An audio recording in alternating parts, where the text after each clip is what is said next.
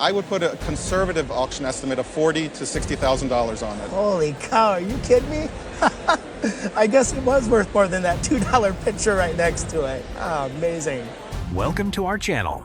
Today, we're counting down the most valuable historical artifacts ever revealed on Antiques Roadshow, ranked from the lowest appraisal to the most valuable treasure of them all. From forgotten family documents and military relics to royal keepsakes, historic portraits, and objects connected to legendary figures and world-changing events, each discovery reveals how provenance can transform an ordinary-looking heirloom into an extraordinary fortune. And as we climb higher through the countdown, the stories become more remarkable, the historical connections more important, and the valuations more astonishing.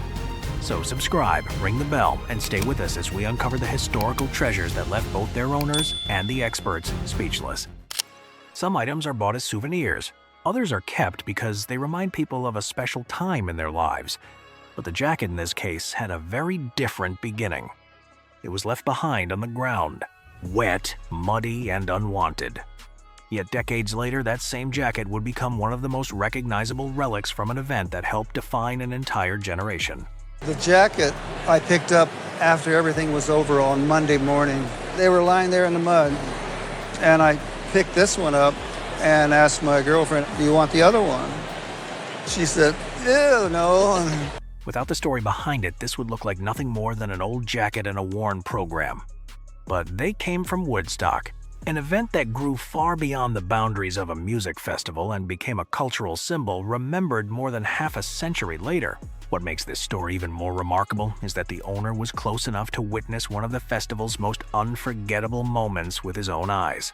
We were 10, 15 feet away from him while he was playing that. And then when he started playing the Star Spangled Banner, that was something that I had never imagined. It was incredible. I'm getting chills. That is the kind of memory no auction house can ever place a value on. Still, for collectors, the jacket itself carries a special appeal. Some artifacts become so iconic that they instantly tell their own story. You don't have to say Woodstock when you look at this jacket. You see this and everybody knows this is from Woodstock. Yeah. The program is rare for a different reason. The famous chaos of Woodstock meant that many programs were never distributed to attendees at all. As a result, surviving examples are far harder to find than most people realize. And then came the valuation for the items that had once been left behind in the mud. When these do come up for sale at auction, they traditionally sell anywhere between $2,000 and $2,500. I would expect this one to sell anywhere in the $500 to $600 range at auction. They have sold for as much as $1,200, but that was a near mint fine copy. And that's the difference condition will make on something like this. Oh, yeah. Sure. But the greatest value in this story was never really about the numbers. It came from the fact that one man took home far more than a souvenir.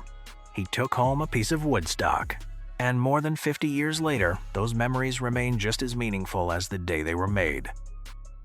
Some questions are enough to pull viewers closer to the screen the moment they are asked. What is in the box? And in this case, the answer is not jewelry, historical papers, or a rare piece of pottery. Inside the box is a plaster head, real human hair, real human eyelashes, and a fake hand so strange and unsettling that it is almost impossible to look away. Inside the box, we found this wonderful plaster head with human hair, human eyelashes, and a strangely realistic human hand. What can you tell us about the contents of the box? I don't know if anyone has heard of Willie Sutton. He was a famous bank robber, well-known bank robber. He was also well known for breaking out of prisons. This was his that he used in an attempted breakout. Willie Sutton was not only famous for robbing banks, he was also famous for escaping from prison, and the head in this box was not some bizarre decoration. It was part of a failed prison break plan, a dummy head and a dummy hand, placed in a bed to fool the guards into thinking Sutton was still lying there. In this case, provenance is everything. Without the story of the owner's grandfather working at the prison, and without the box and its label, this might only be a creepy plaster head. But once it is connected to Willie Sutton, it becomes a real crime artifact.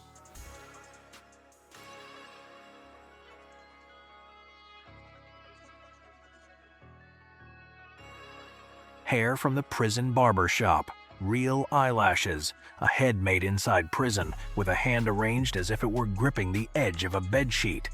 The more the story unfolds, the creepier the object becomes, because it is not just a prop, it was once part of a real escape attempt.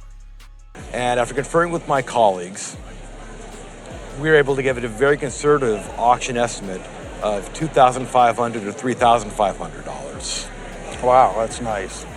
That's very nice. That's surprising. As far as I know, this is the first head in the box we've had on Roadshow. $2,500 to $3,500 for the first head in a box on Roadshow. This may be one of the creepiest cases in the entire video, not simply because it is a fake head, but because it was a real fake head used in a real prison escape attempt by a real bank robber. If you came across a sword that had been stuck inside its scabbard for more than 150 years, your first assumption would probably be that it had simply been damaged beyond repair. But this sword wasn't ruined by age. It was locked in place by a single moment that unfolded on a Civil War battlefield. A moment that may have saved the life of the man carrying it. I brought my great-great-grandfather's Civil War sword. Alongside the sword was a letter sent home near the end of 1863. That letter transformed this object from a military relic into a first-hand witness to history. But that wasn't the most surprising part. It hit that scabbard so hard, it drove the scabbard into the sword, and no matter how hard you try, you cannot pull that sword out of there. According to the soldier, a bullet struck the sword while it was still inside the scabbard. The impact was so powerful that it distorted the entire structure. And from that day forward, the sword was never drawn again. He writes home from Raccoon Mountain, Georgia on December 3rd, 1863.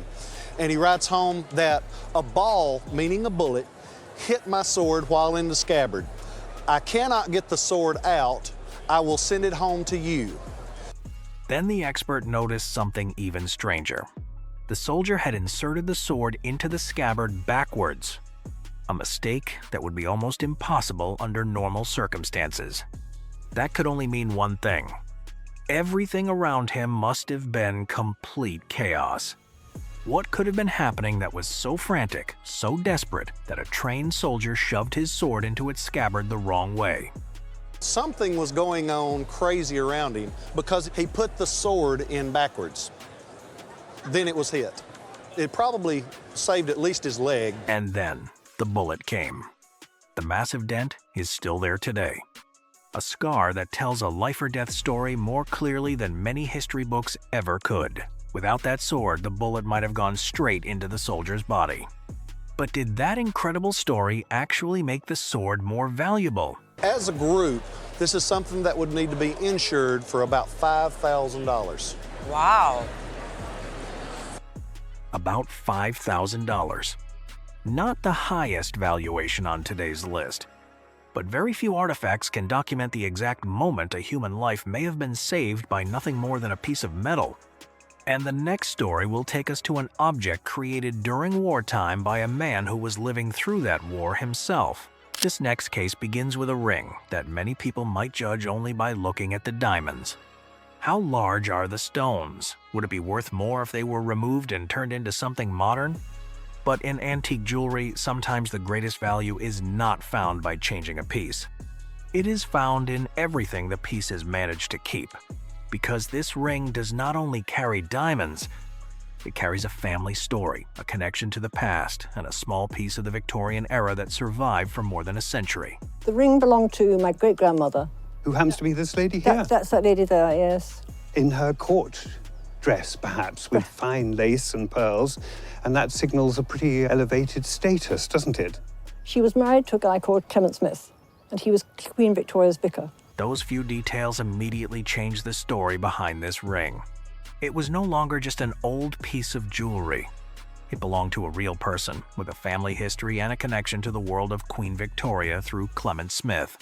But its value was not because it was a royal artifact.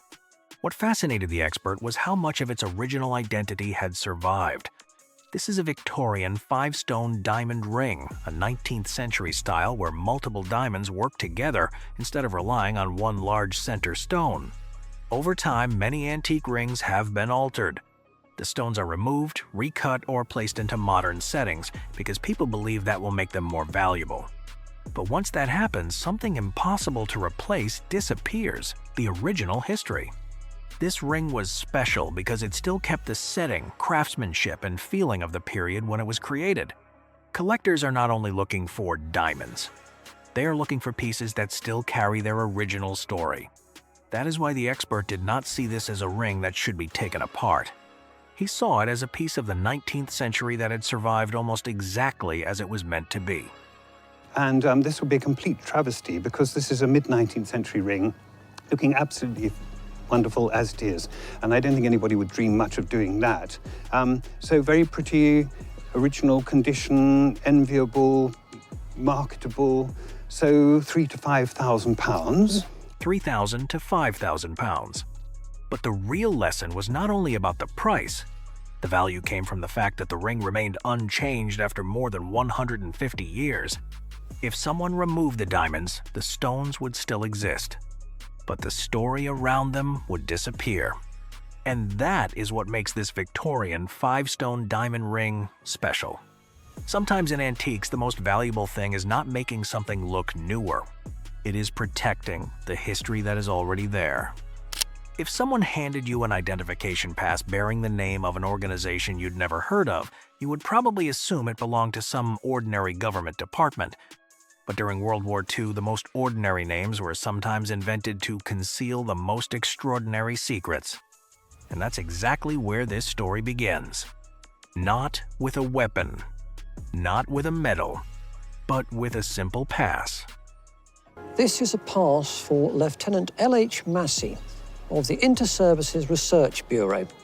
It's interesting because the Inter-Services Research Bureau didn't exist. It didn't exist. At least, not in the way people believed it did. According to the family, the owner's father was summoned to London, handed this pass, and told that he had just joined the organization. But that was only the beginning of the story. He was given that pass and told he joined the organisation. He was then taken into another room who told him that, in fact, Inter-Services Research Bureau, which he'd never heard of, was the cover name for SOE, Special Operations Executive. The SOE, the Special Operations Executive, a secret wartime organization created to carry out missions that most people would never even know had taken place. And alongside the officer who carried that pass was another remarkable artifact. A Fairbairn Sykes fighting dagger, the iconic weapon of Britain's wartime commandos. I'm assuming he bought this, Fairbairn Sykes fighting dagger. My father knew Lieutenant Sykes and worked with him in SOE. That was the moment the expert became especially interested. Fairbairn Sykes daggers still appear on the collector's market from time to time. But very few come with a story like this. And then the details became even more extraordinary. This is a first pattern, third type. They didn't make very many of them. It was handled by Sykes, out of Fairbairn and Sykes. Rarity alone would have made this dagger desirable. But provenance changed everything. According to the expert, this wasn't just an early and exceptionally scarce example. It had actually been handled by Lieutenant Sykes himself, one of the men who designed the weapon. That is the kind of provenance military collectors almost never encounter. With that, I would put £5,000 on that. I'm astonished. It's around £5,000. An impressive valuation. Yet it was clear that the owner was moved by something far more meaningful than the money. For years, this family had unknowingly preserved a tangible connection to one of the most secretive organizations of World War II. And as remarkable as these military stories have been, Antiques Roadshow still has even more extraordinary discoveries waiting to be revealed. Some military antiques become valuable because they are incredibly rare. Others are prized because they have survived in remarkable condition.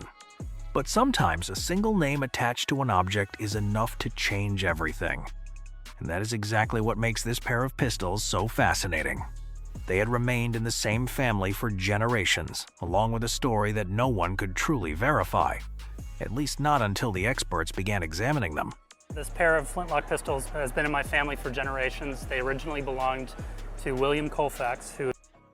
William Colfax. It isn't a name that most people recognize today. But if the family story was true, these pistols may once have belonged to a man who stood remarkably close to the center of American history. And he was captain of George Washington's Commander-in-Chief's Guard. So these pistols were given to William Colfax by General Washington. If that account was accurate, everything changed. These were no longer simply a pair of 18th century flintlock pistols. They could be artifacts connected to the elite guard that protected George Washington during the American Revolution. That is exactly the kind of provenance collectors dream of discovering. This is a pair of pistols that are Queen Anne flintlock style, continental, from 1770 to 1780. Even if the entire Washington connection were set aside, the pistols would still be extraordinary. They were made during the very years that shaped the birth of the United States. Their age alone makes them exceptionally important historical artifacts. But could the family story really change their value? Even without that association, are worth about $5,000 in and of by themselves. It's amazing. The pistols themselves were already worth at least $5,000. That means any connection to William Colfax or George Washington would be valued beyond that figure. And perhaps that explains why this family protected them for so many generations. You are a very lucky person to have such a great family history. Sometimes the greatest value of a historical artifact isn't found in its steel or its craftsmanship. It's found in the story that survives with it. A story passed from one generation to the next, transforming a pair of antique pistols into a lasting reminder of the birth of a nation. The next case begins with a piece of jewelry that instantly brings to mind the world of ancient Egypt. A mysterious symbol, colorful gemstones, and a design that seems connected to pharaohs, tombs, and the civilization along the Nile. But in antique jewelry, appearance is only the first part of the story.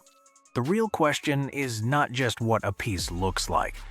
It is where it truly came from, who created it, and what history is actually hidden behind the design. My grandparents were traveling in Egypt at the time of the Suez Crisis, and they were staying at the Luxor Palace Hotel, and they met the solicitor to the king, and over a cocktail, he invited them to see his jewels that he was taking from the king over to New York. With a story like that, this jewel immediately feels like something from an adventure.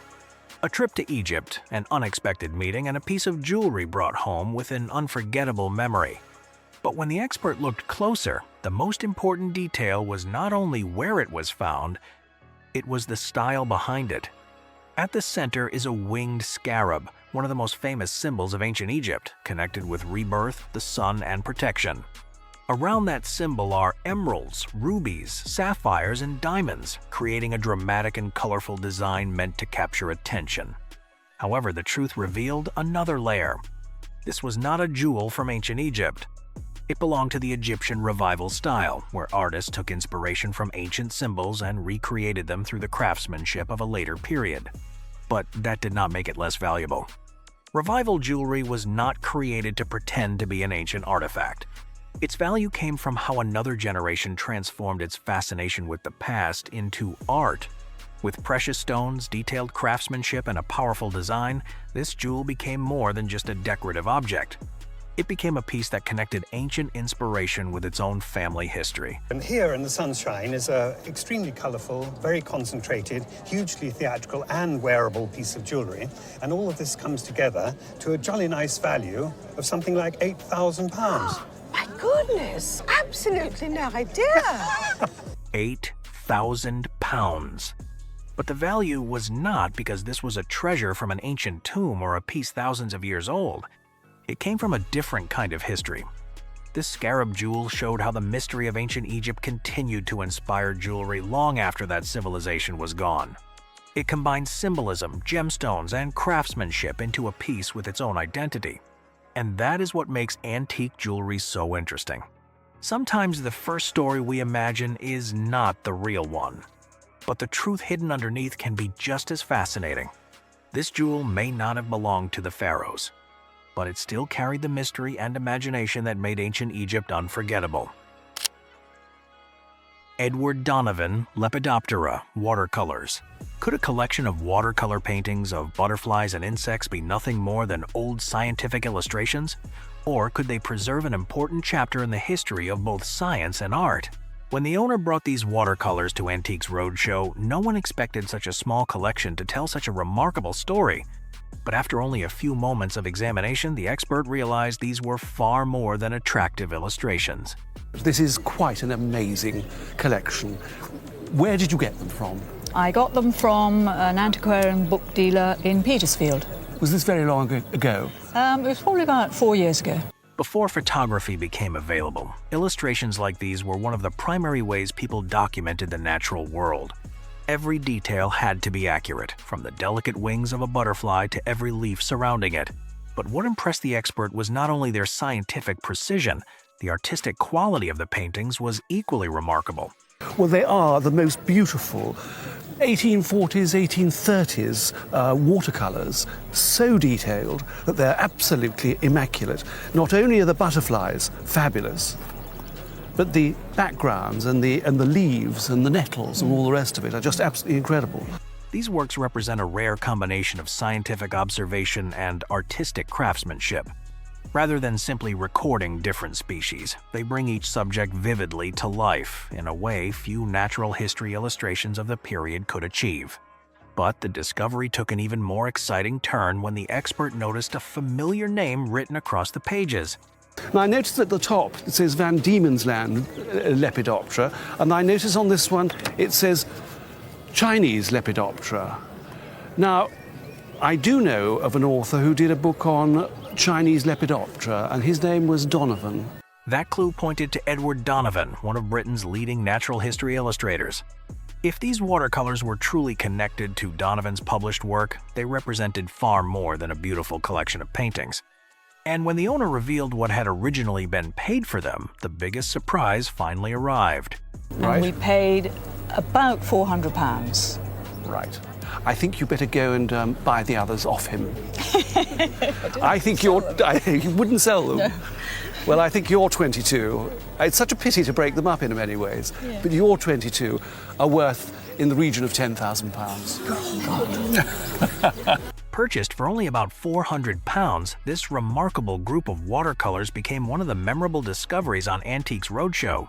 Their significance was measured not only by the estimated value of around £10,000, but by the way they preserved an era when art and science worked hand in hand to explore, document, and better understand the natural world.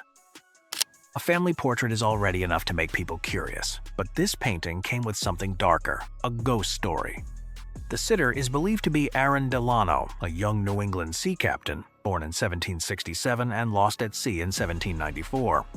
Across generations, the portrait moved from the owner's grandmother's house to her parents' home and finally into her own hands. And in the family's memory, Aaron did not seem to stay quietly inside the frame.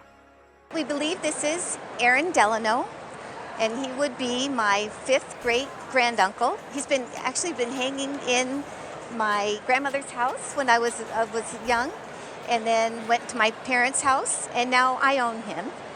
And we believe that he is, through both research and word of mouth, that he was the youngest sea captain in the New England area. He was born in 1767, and unfortunately, he passed away and lost at sea in 1794.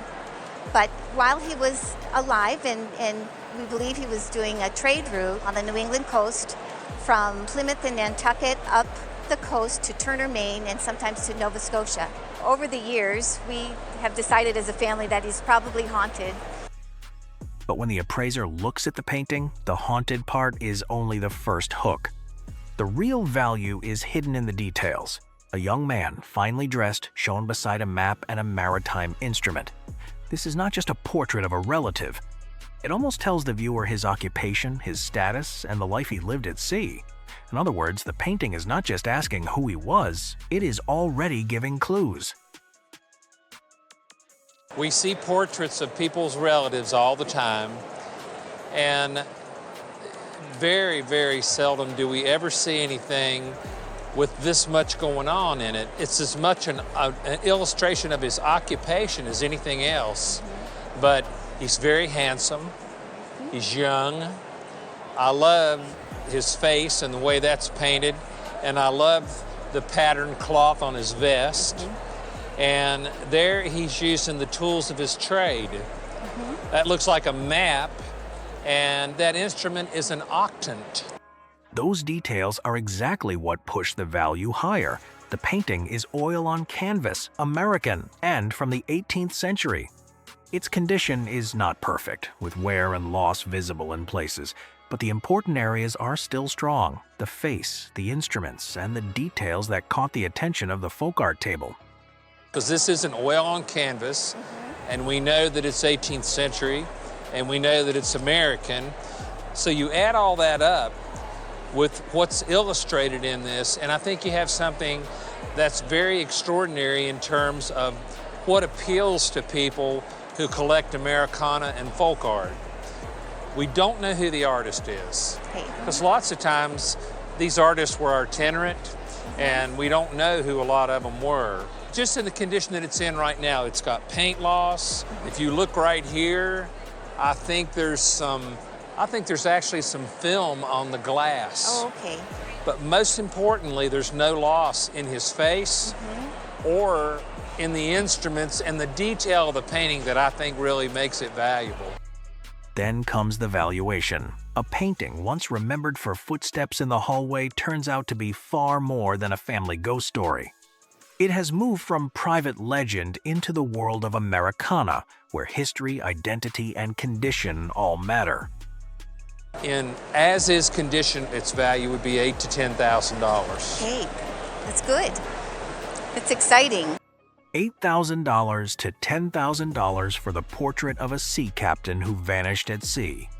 What began as a possibly haunted painting becomes a real piece of American folk art history. Among the thousands of stories featured on Antiques Roadshow, some are unforgettable because of the money.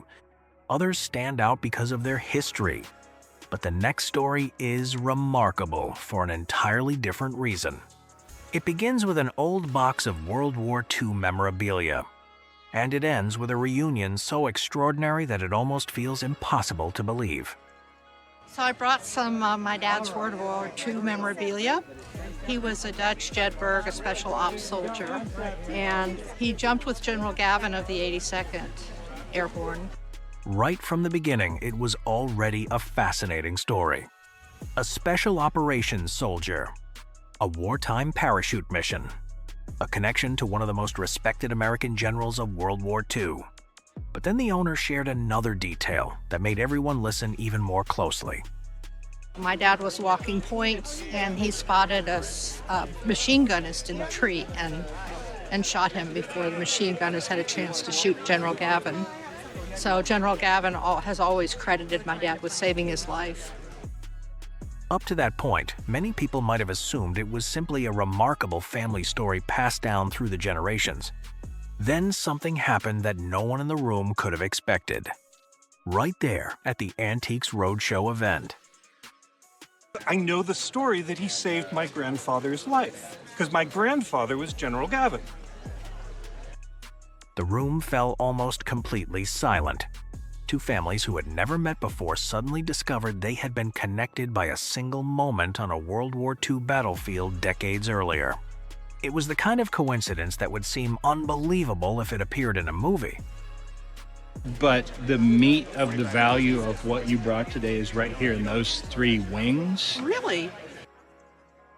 While everyone was still absorbing that extraordinary reunion, the expert turned his attention to the three cloth wings lying on the table. At first glance, they looked surprisingly ordinary, but their provenance changed everything. But because they're him, they're a little better than average. You have in the neighborhood of $10,000 worth of cloth insignia right there on that table. No way. About $10,000. Not because they were made from precious materials, but because they belonged to the soldier who saved General Gavin's life, and because they became part of one of the most extraordinary reunions ever witnessed on Antiques Roadshow. Sometimes the true value of a historical artifact isn't found in the object itself. It's found in the people, the memories, and the unexpected connections it brings back together many decades later. The Émile Galley vase. It has traveled a very, very long way. It comes from Kiev in Ukraine. And my grandmother bought it, I think 75, maybe 80 years ago, before the Second World War. The Émile Galley vase. The story of this vase began long before anyone knew who had made it. Purchased in Kiev before the Second World War, it was simply a decorative object that became part of the family's everyday life. No one imagined it would one day be sitting on an Antique Roadshow appraisal table. Then history intervened.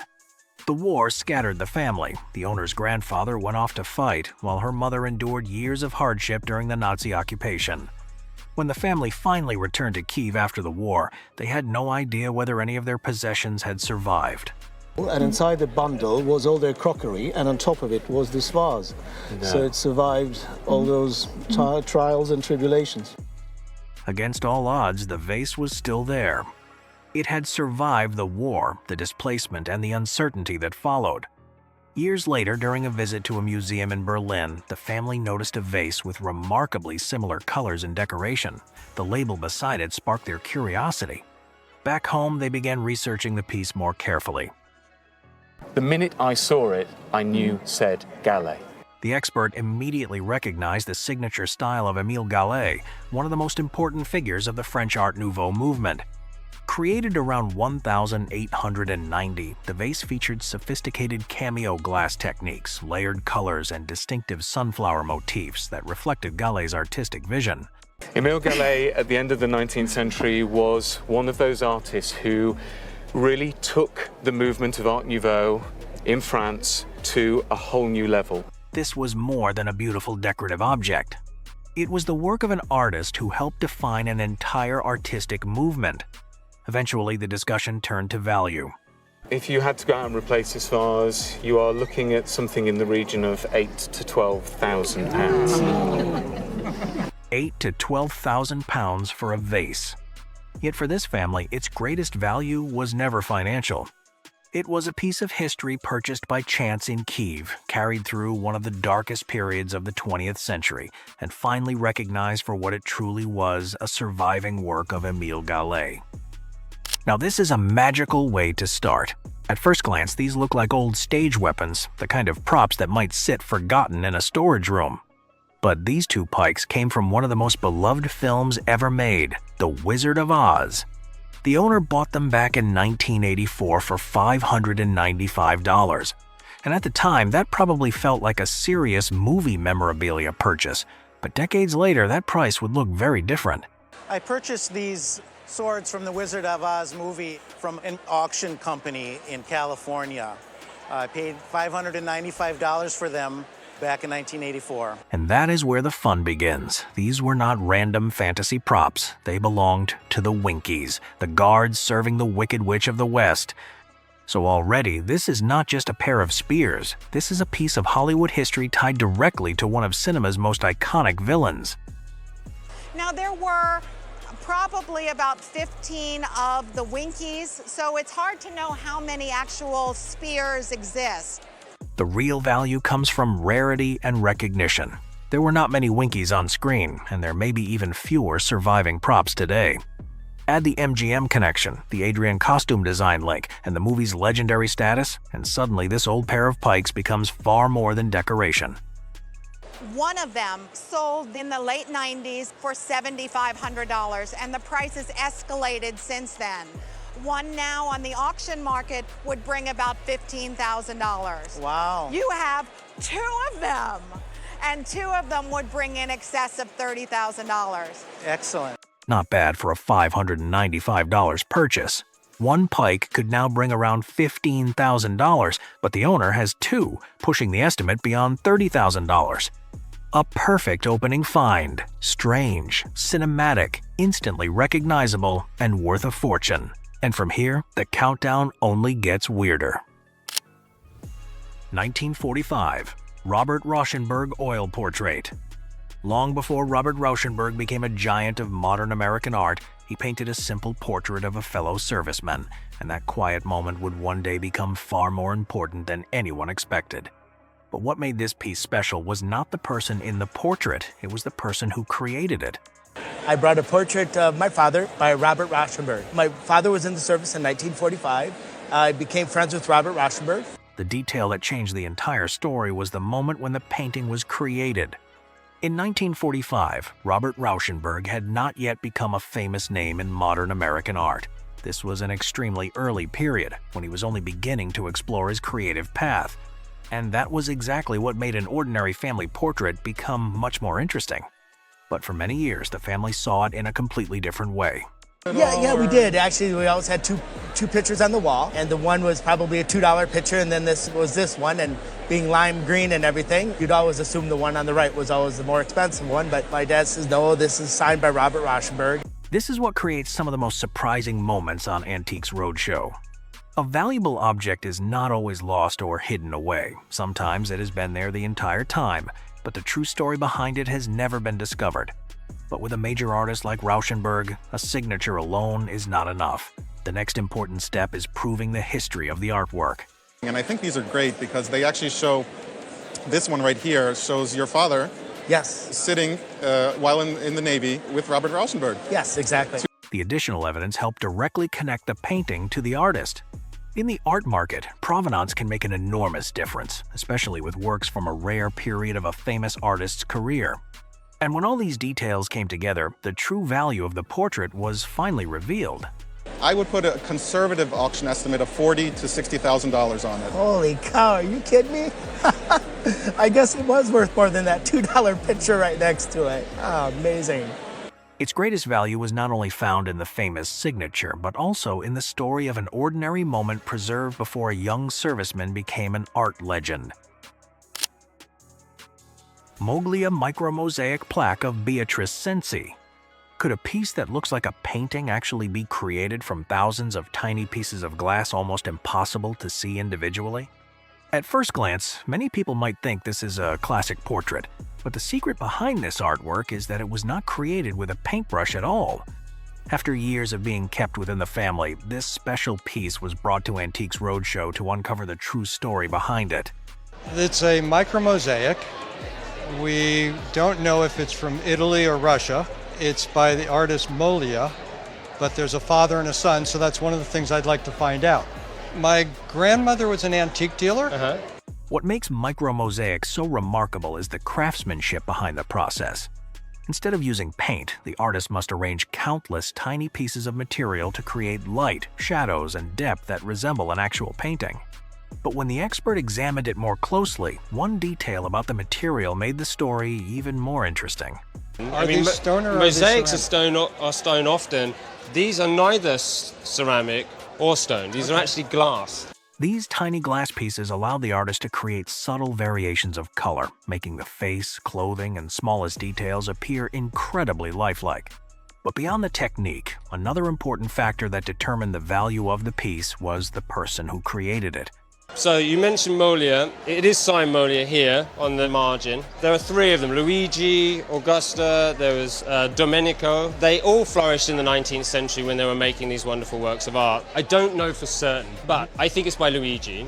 The Moglia name brought the artwork to an entirely different level. The Moglia family was among the most important names in 19th century micromosaic art, known for transforming tiny pieces of glass into images with extraordinary detail. And with a plaque of this size, both the difficulty of creating it and its rarity became even greater. The art of micromosaic on this sort of scale, which is actually very, very large for a mosaic, is incredibly rare and incredibly exciting to find on Antiques Roadshow. I would think an insurance valuation of $85,000. Cool. Would be a fair price. Excellent. It's an absolutely splendid work of art. From a mysterious family object, the Moglia micromosaic plaque of Beatrice Cenci became a rare discovery on Antiques Roadshow. Its true value was not only found in the appraisal number, but also in the thousands of tiny details created through the patience and extraordinary skill of the artist behind it. To the family, it was simply a beautiful Celadon charger brought back from Japan many years ago.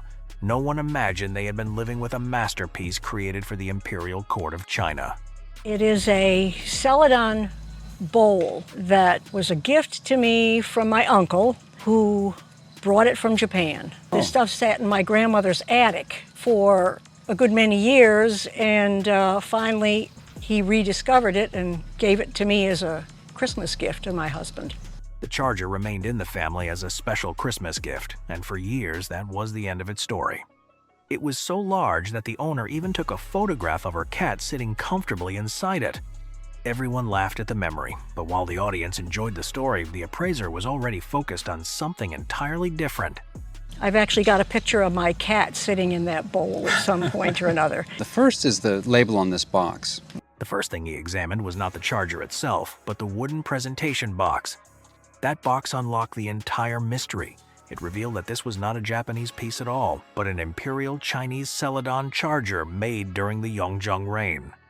The elegant jade green glaze, the finely molded dragon decoration, and the exceptional firing quality all reflected the extraordinary standards of the imperial kilns at Jingdezhen, where only the finest porcelains were produced for the Qing court. At auction today, in 2021, I would put perhaps a conservative auction estimate of $80,000 to $120,000. And it's under my bed all the time. The final auction estimate came in at $80,000 to $120,000. Only then did the owner realize that an imperial masterpiece had been sitting underneath her bed for years. Number 3 perfectly captures what makes Antiques Roadshow so fascinating. Sometimes the greatest treasures are not displayed in museums or locked away in famous collections. They are quietly waiting to be rediscovered inside someone's own home. If someone asked you to name the single firearm that changed the future of modern warfare, you'd probably think of a machine gun, an assault rifle, or some revolutionary weapon from the 20th century. You probably wouldn't think of a small revolver made nearly 200 years ago. But that's exactly where today's story begins. I've had it over 40 years, and I've always collected antique arms. And this pistol was made by Sam Colt in Paterson, New Jersey, and his patent was 1836. Yeah. I would say that this was actually made in the first months of 1837. That was the breakthrough moment.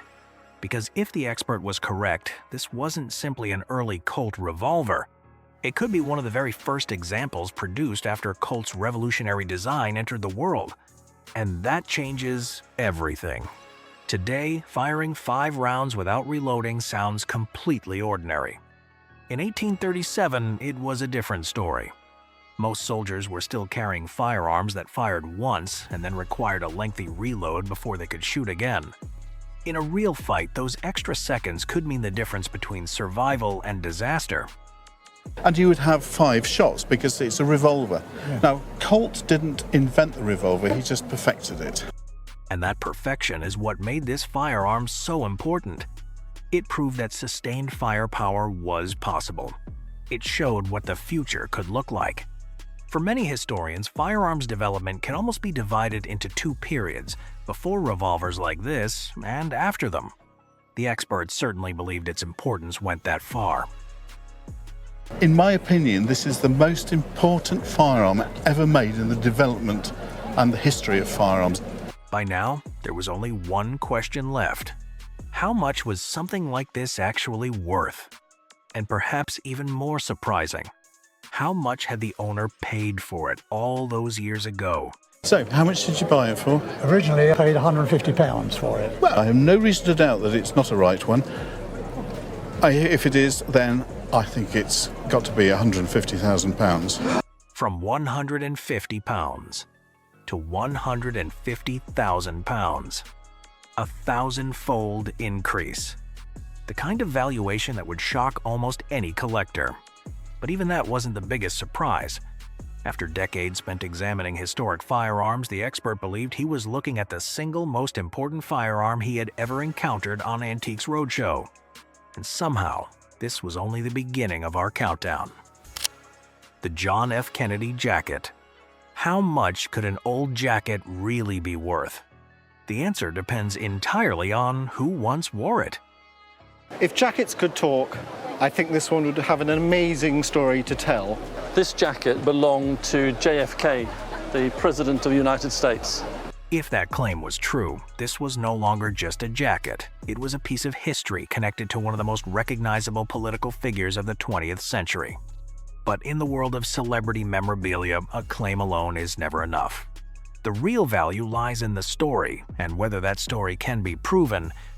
The trail behind this jacket led to Gunilla von Post, a Swedish woman who is said to have had a romantic relationship with John F. Kennedy before his marriage to Jacqueline Bouvier. She was JFK's lover before he got married to Jacqueline Bouvier. According to the family, the jacket remained among her belongings for years before passing through relatives and friends and eventually finding its way to its current owners. That chain of ownership was exactly what the expert wanted to examine. Without the provenance, you're not going to get the dollar signs. In collecting, provenance can mean everything. It can be the difference between an ordinary vintage jacket and an artifact worth hundreds of thousands of pounds. Fortunately, the details began to support the story. It is a 44, and he was a 44. The size matched JFK, the ownership history appeared consistent, and together those details made the jacket increasingly attractive to collectors of American political history. It is an iconic piece. He was a cool dude. Should you decide to sell somewhere along the line of between maybe 200,000 and 300,000 pounds. That is a lot of money. 200,000 to 300,000 pounds for a jacket. Yet before the appraisal ended, the expert emphasized something even more valuable than the estimate itself. The story is everything. Yes. Please write it down. Yes. Put it in the pocket. Because without the story, it's just an old piece of clothing. But with the story preserved, it becomes something far more powerful, a personal connection to the life of John F. Kennedy. Jane Peterson painting, The Answer. Could a painting purchased for just $150 really turn into a masterpiece worth hundreds of thousands of dollars? For Carol, the answer was never an investment. It was simply a painting she loved, a piece connected to memories from her younger years, and something that had been part of her family's life for nearly half a century. But when it appeared on Antiques Roadshow, this familiar painting revealed a story that even its owner never expected. I felt like I was in convulsions when you told me what the price was. I was going... At the Albuquerque Roadshow in 2014, Deborah Force met a guest named Carol, who brought in a mysterious painting called The Answer that posed some intriguing questions. The story began decades earlier when Carol first discovered the painting. What attracted her was not a famous signature or the possibility that it could one day become valuable. It was simply the connection she felt with the image, the colors, and the emotions captured within the artwork. In, golly, I guess it was 1963, I did my junior year in Madrid, Spain. And I lived right close to the Joaquin Sorolla Museum in Madrid. I just fell in love with this. But behind the painting Carol loved was an important name. Jane Peterson, an American artist known for her powerful use of color and vibrant paintings of landscapes, harbors, and gardens. However, The Answer was different from many of Peterson's more familiar works, and that detail immediately caught the expert's attention. Jane Peterson did not really paint figure works like this. Some of her best-known pieces were done on the piers in New England, on Gloucester and areas like that, but she rarely focuses on just one sitter. It was just overall an exciting work. The label on the back tells us the title, and it's called The Answer, and it's very mysterious. This unusual subject, combined with Peterson's reputation and the mysterious quality of the figure in the painting, transformed the artwork into a remarkable discovery. After nearly 50 years hanging in her home, Carol finally learned that the painting she bought purely because she loved it carried a value far beyond anything she imagined. You said you purchased it unframed, did you not? Yes. As I recall, I paid $150 for it. $150. I think that a gallery in New York would be asking $300,000. Where's the chair? Now I need that chair. From an unframed painting bought for only $150, The Answer became one of the unforgettable moments on Antiques Roadshow. After the show, the artwork continued to prove its true value in the art market and helped Carol begin a new chapter in her life. A decision made purely from a love of art ultimately became the answer she never expected. What if the most important baseball collection you've ever seen wasn't sitting in a museum or the Hall of Fame, but had remained in an ordinary family's possession for more than 140 years? That's exactly the story of Gail.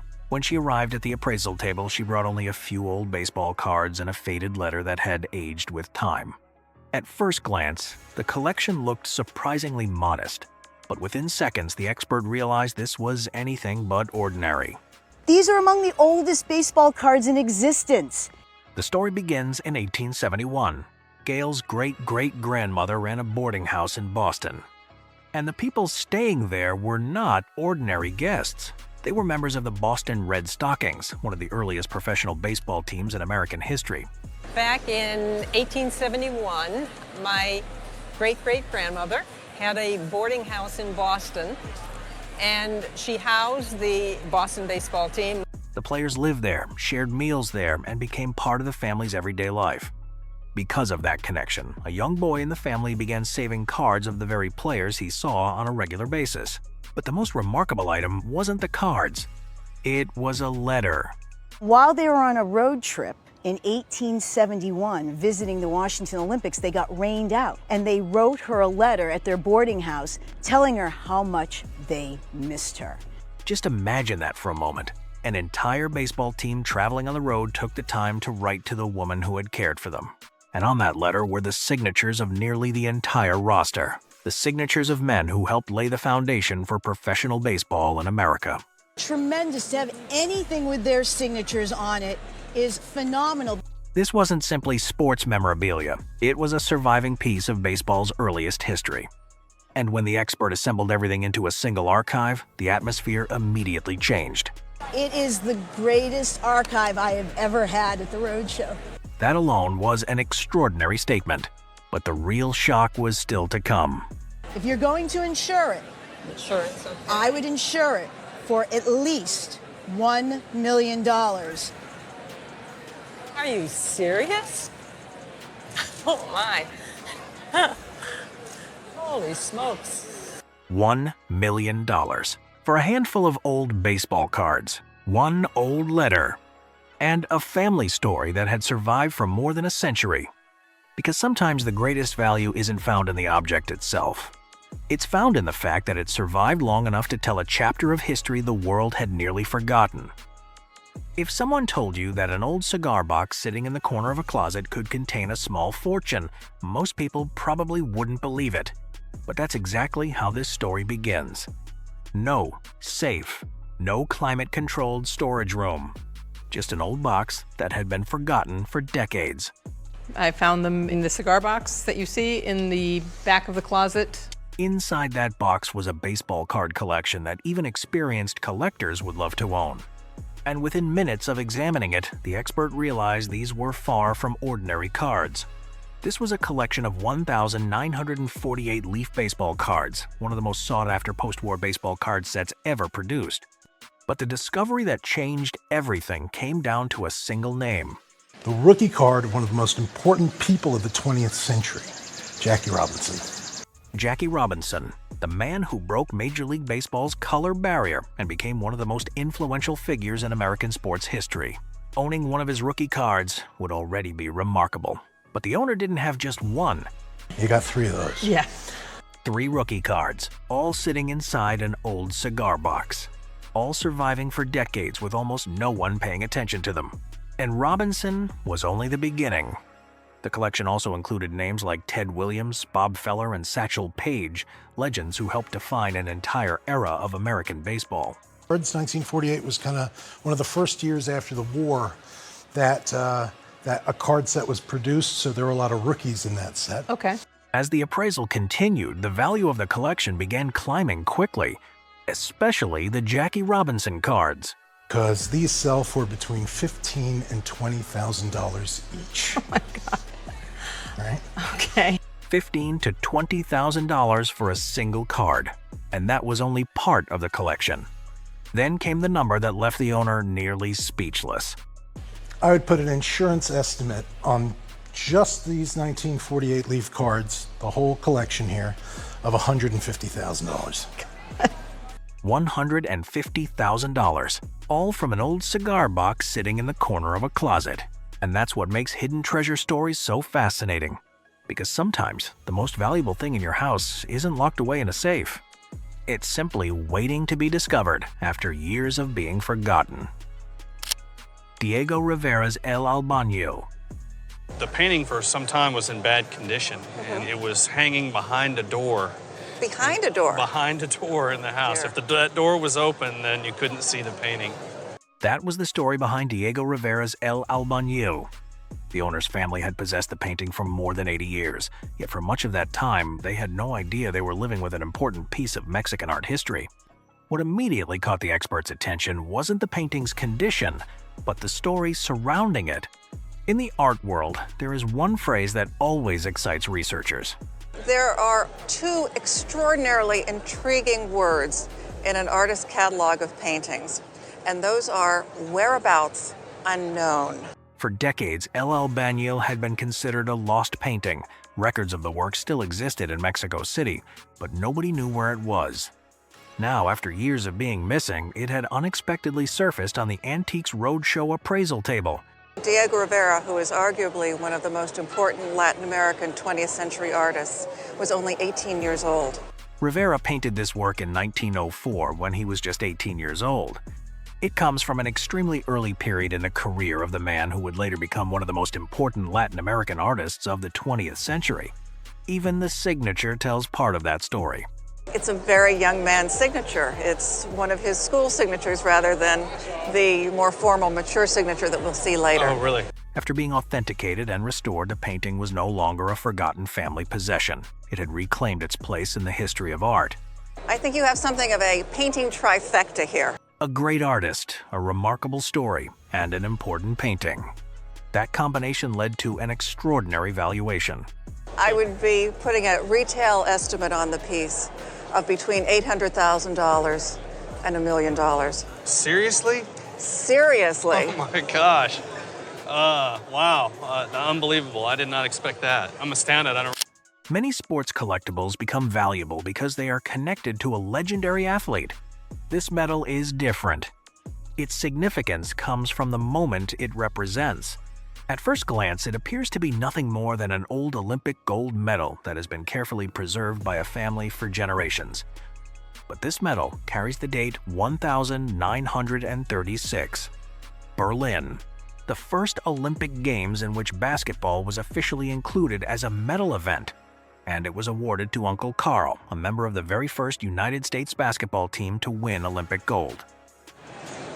I brought an Olympic gold medal that was given to Uncle Carl in 1936 at the Olympics in Berlin. Yes, indeed. That was the first Olympics that they included basketball as a medal event in 1936 in Berlin. That fact alone elevates this medal far beyond the status of a family keepsake. It belongs to the day basketball first stepped onto the Olympic stage.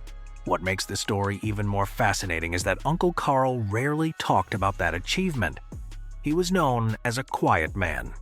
And perhaps part of the reason was the unusual championship game itself. That was one interesting part of that game, was that it was a low-scoring affair. At 19-8, the USA defeated Canada in the gold medal game, and it was played in a heavy rain. The final was played on a clay court. Heavy rain poured down throughout the game. The United States defeated Canada by a score of just 19-8. Today, Olympic basketball brings to mind packed arenas, global superstars, and spectacular highlights. But its beginning looked very different. Rougher, harder, and in many ways, more remarkable. This medal doesn't simply represent a victory. It represents the very first chapter of Olympic basketball history. We couldn't find any other examples that have come for sale from this team, being the first basketball team to win a gold medal. Oh, really? Based on the rarity. Our opinion at auction for the gold medal, we would expect it to sell for between $25,000 to $35,000 at auction. Oh, wow. And we would believe you could insure it for $50,000. Okay. No comparable example from that team could be found on the market. That was the moment this medal transformed from a family heirloom into an exceptionally rare piece of sports history. An auction value of $25,000 to $35,000, an insurance value of $50,000. Yet its greatest value may be something no appraisal can measure. It is a surviving piece of the beginning of Olympic basketball, preserved for decades by the family of a man who never felt the need to talk much about his victory. The medal tells that story for him. I actually inherited them almost 20 years ago.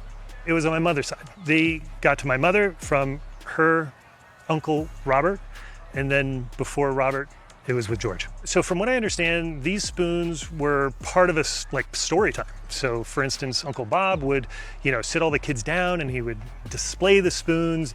He said that they were Revere spoons, as in Paul Revere. Some objects are passed down because they are known to be valuable, but others survive through generations because of a story the family never wanted to forget. For this family, 6 small silver spoons did not begin as a treasure carefully protected behind glass. They were part of family story time, brought out as older generations told the children that these were Revere spoons. For years, it was simply a story passed down. A famous name, an old family object. But after more than 2 centuries, was that story actually true? The answer only appeared when the expert examined the tiny marks left on the silver. The maker's mark on the spoons confirmed a very important name, Paul Revere Jr. Today, many people remember Paul Revere because of his role in the American Revolution. But before becoming a historical figure, he was also one of the most important silversmiths working in Boston during the 18th century. At that time, silver pieces like these were not just everyday objects used at the dining table. They represented the skill of the craftsman, the status of the owner, and the period of history in which they were created. But these spoons carried another clue. The initials AA engraved on the silver could be connected to Anna Amory, a member of a prominent Boston family and a name linked to records of Revere's silver work. That meant these spoons were not only marked by a famous silversmith, they could also carry a connection to their original ownership from more than 200 years ago.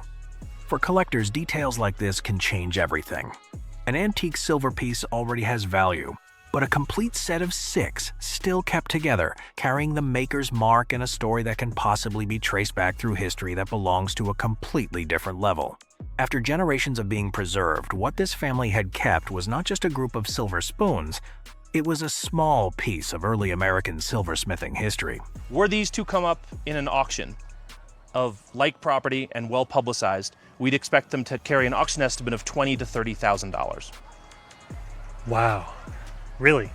If you were to want to have these insured, you'd probably be looking at a value closer to about $50,000 for the set of 6. Wow, that's amazing.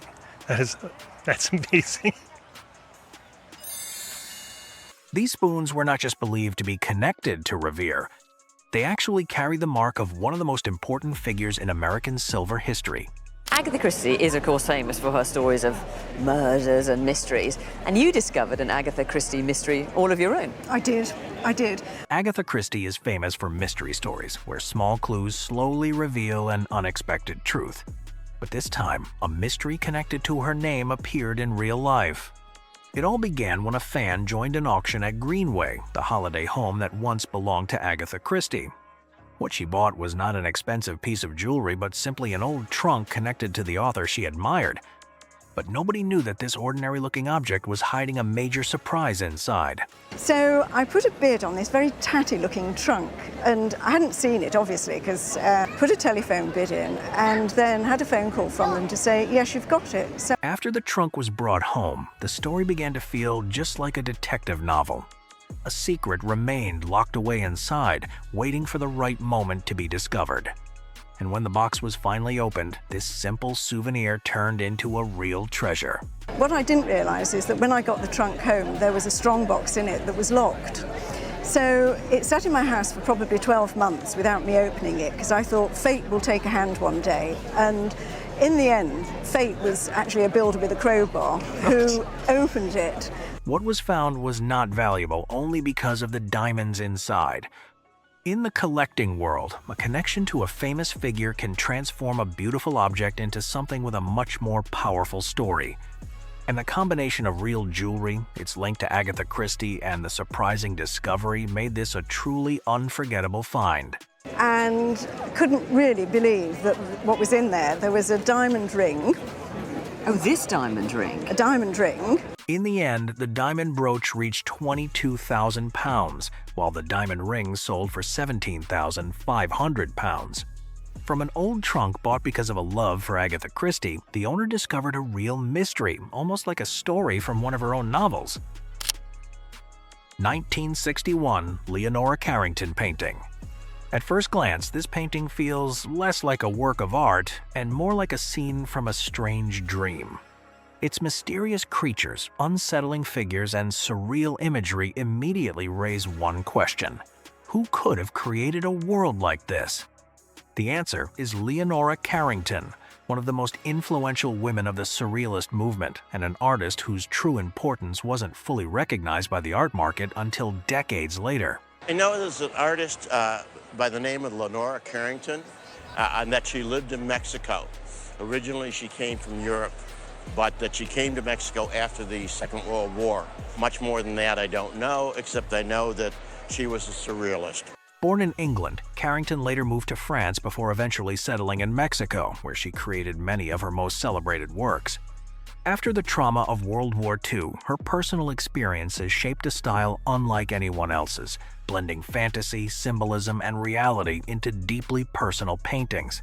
That's exactly why her artwork continues to fascinate collectors around the world. And after the war, she suffered a nervous breakdown. And I think these pieces are very personal. I think that's part of that, is her coming to grips with the nightmares and the imagery in her life. And you look at this piece, it's all very macabre and surreal. What makes this story even more remarkable is how the painting entered the family. The owner's parents purchased it in Mexico more than 50 years ago, long before Leonora Carrington became a major name at international auctions. It wasn't bought as an investment or a future treasure. It was simply a painting they loved, and eventually it became the family's favorite piece. For decades, it quietly remained on the wall while the art world slowly caught up. When they downsized, they knew that it was the one piece of all their artwork that I really adored, and so they gave it to me. Then, everything changed. Major museum exhibitions, record-breaking auction prices, and growing recognition of women surrealists dramatically increased demand for Carrington's work. Suddenly, paintings like this became some of the most desirable works on the market. That brought everyone to the moment they had been waiting for. Right now, I would expect an auction estimate of $200,000 to $300,000 these days. They bought well. Amazing. What began as a painting purchase simply because a family loved it was now valued at an astonishing $200,000 to $300,000. A decision made more than half a century ago had quietly turned into an extraordinary investment. Sometimes the art market doesn't create value. It simply takes the world a very long time to recognize the greatness that was there from the very beginning. And if Leonora Carrington's story is one of a remarkable talent whose brilliance wasn't fully recognized until much later, the next story follows a birthday gift purchased with 2 years' worth of hard-earned savings, only to become decades later one of the most valuable illustrations ever appraised on Antiques Roadshow. Chinese jade boy on bottle gourd carving. Continuing the countdown are small jade carvings that hold far more meaning than their appearance first suggests. In Chinese culture, jade is admired not only for its beauty or precious material. Each carved figure can represent a wish, a story, or a symbol that has been passed down through generations. These Chinese jade carvings, I like them because they all have a very specific meaning. This one here, which is a small boy on the back of a large bottle gourd, represents having many sons, but I particularly like this one here, which is a monkey and a peach. That is what separates these jade carvings from ordinary decorative objects. The craftsman was not simply creating beautiful shapes, but also placing meaning into every detail. A child, a bottle gourd, or the image of a monkey with a peach can each tell its own story within Chinese culture. The Monkey King, who was called Sun Wukong, he gate-crashed a party, and he ate all the peaches of longevity. And ever since then, the monkey, together with a peach, in Chinese mythology, has been used to represent longevity. These layers of symbolism are part of what makes jade carvings so appealing to collectors.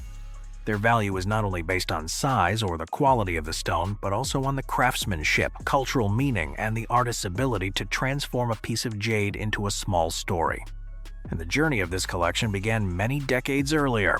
Where did you get these from? We bought them in Singapore when we were there in the 1970s. We were always told they were sleeve pieces. Since the time they were purchased in Singapore, the market for Chinese jade has changed significantly. Pieces with beautiful material, skilled craftsmanship, and meaningful designs have become increasingly desirable among collectors. But the biggest surprise came from one carving with a more mysterious figure than the others. This one here, I don't actually know the iconography. This is a mythical beast. It's a very curious animal. But the Chinese particularly like this stone which has these brownish inclusions in it. And I think this one could easily top £10,000 at auction. So I think you've got more than £20,000 here. From jade pieces purchased during a trip many years ago, this collection was revealed to be worth more than £20,000. But the most fascinating part is not only the number. Each carving preserves a piece of culture and the imagination of the person who created it. From symbols of family and longevity to mysterious mythical creatures, these small pieces of jade prove that sometimes the biggest stories can be hidden inside the smallest details.